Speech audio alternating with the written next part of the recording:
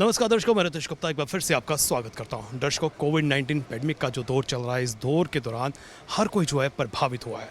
किसी की जॉब्स चली गई, किसी का बिजनेस ठप हो गया, हर वर्ग जो है कहीं ना कहीं प्रभावित है। इसी के मद्देनजर माननीय लेफ्टिनेंट गवर्नर साहब ने आर्थिक पैकेज की जो है घोषणा की है। आइए इसी पर जानते हैं आपकी राय कि इस पैकेज को लेकर आप क्या कहना चाहते हैं। सुरेंद्र महाजन, प्रेसिडेंट रघुनाथ बाजार बिजनेसमैन एसोसिएशन। सर, जो माननीय एलजी साहब ने जो आर्थिक पैकेज अनाउंस किया है, इस पैकेज को आप किस नज़रिए से देखते हैं?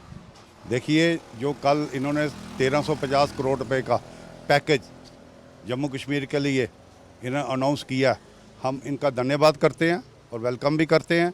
ये एक बड़ा अच्छा स्टेप है और जिससे थोड़ी सी राहत मिलेगी। और इसमें एक चीज़ इन्होंने दिया 5% जो इंटरेस्ट पे रिबेट दी है। 5% इंटरेस्ट की रिबेट वो आएगी जिन्होंने बड़े बड़े लोन लिए हैं। छोटे दुकानदार को तो उसका कोई फ़ायदा ही नहीं है, उसको इसमें क्या मिलेगा। ये ठीक है, ये भी एक बड़ा अच्छा कदम है। वो भी हमारे भाई हैं जिन्होंने लिया है, उनको भी ये राहत मिली है, हम इनका भी वेलकम करते हैं इस चीज़ पे भी। और इन्होंने ट्रांसपोर्टर जैसे कलाकार, जैसे ऑटो वाले, जैसे बस वाले, जैसे मिनी बस वाले, जैसे हाउस बोट वाले, जैसे शिकारे वाले, सबको इन्होंने टच किया है। ये बड़ा अच्छा एक कदम है कि इससे हर एक आदमी को थोड़ी राहत मिलेगी। मगर एक चीज़ मैं कहना चाहता हूँ, इससे वो जो छोटे दुकानदार हैं उनको इसमें कोई राहत नहीं मिलेगी। उनको इसमें क्या मिलेगा? इनको चाहिए, जो छोटे दुकानदार हैं उनको एक डायरेक्ट फाइनेंशियल पैकेज देना चाहिए, जिससे उनकी जो रोजी है, जो रोजी रोटी है, वो पटरी से नीचे आई है 8 महीनों में, वो अपना कारोबार फिर स्टैंड कर सके। और जो डायरेक्ट इनको फाइनेंशियल सपोर्ट मिलेगी, उससे इनका कारोबार बढ़िया चलेगा। देखिए, पहली बात तो ये है कि किसी ने चलो कुछ तो किया, और हाथ कितनी मिली और कितनी नहीं मिली ये बात की बात है। कमिटमेंट की, पूरी की, टाइम पे की, ऐसी कोई बात नहीं है। देखिए, ये 5% जो इंटरेस्ट की राहत है वो है।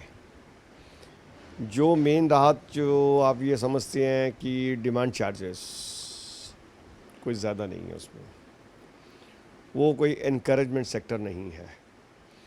बाकी मैंने देखा है कि गवर्नमेंट ने छोटे छोटे सेक्टर में 1000 रुपये महीना, आजकल 1000 रुपये महीने में कुछ बनता नहीं है, तो वो राहत बहुत कम है। यहाँ तक आप हमारे सेक्टर की बात है, हमारा एरिया जो है सारा डिपेंडेंट टूरिज़म पे है। Tourism, I won't say tourism, pilgrimage, यात्रा पे है। चाहे वो कटरा है, जम्मू है, पूरा यात्रा बेस्ड है।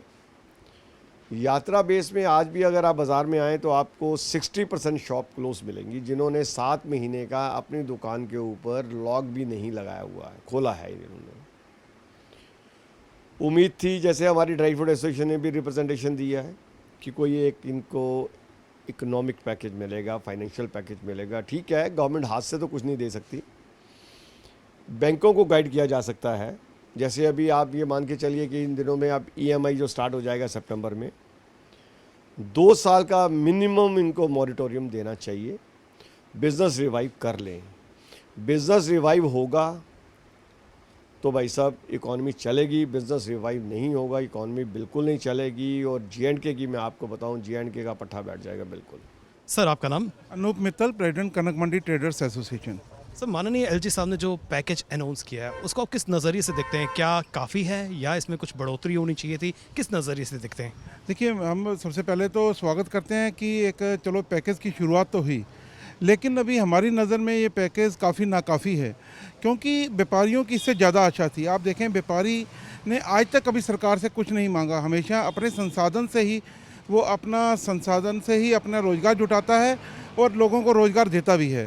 पहली दफ़ा है कोविड की वजह से जब व्यापारी की हालत बहुत ख़राब हो गई है, दुकानें बंद हैं, व्यापार नहीं चल रहा है, तो इससे व्यापारी को उम्मीद थी कि गवर्नमेंट उनको कोई फाइनेंशियल पैकेज देगी, क्योंकि बिजली का बिल जो माफ़ हुआ है वो भी फिक्स प्राइस रेट पे हुआ है, उससे कोई ज़्यादा फ़र्क नहीं पड़ेगा।